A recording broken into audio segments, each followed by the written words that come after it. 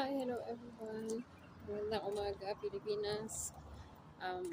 Nag-walking lang si Inday, Garutay.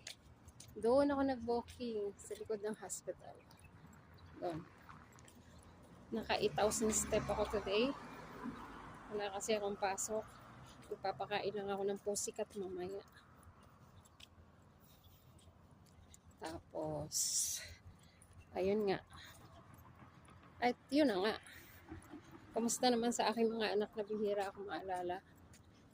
Naging last priority na ako. Simula ng naging mature na sila. Kaya minsan nami-miss ko na yung mga maliliit pa sila, lagi silang, Mama! Mama! Yun ang pinakamasayang party ng pagiging magulang.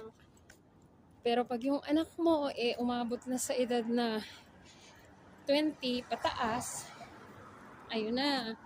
Pero nag-i-start yung nagiging last priority ka na.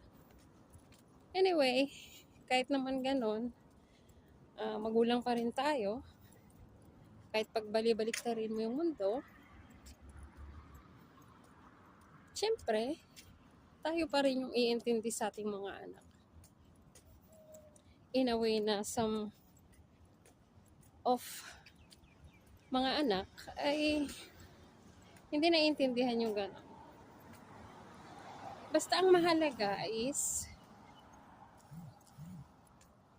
yun na nga, maging mabuti tayong magulang sa ating mga anak at maging mabuting huwaran para naman yun din ang maging guide nila pagka sila may mga sarili ng pamilya, so may adapt nila yung sarili nila. Anyway guys, ito na. Ito yung school dito, ayan, laki.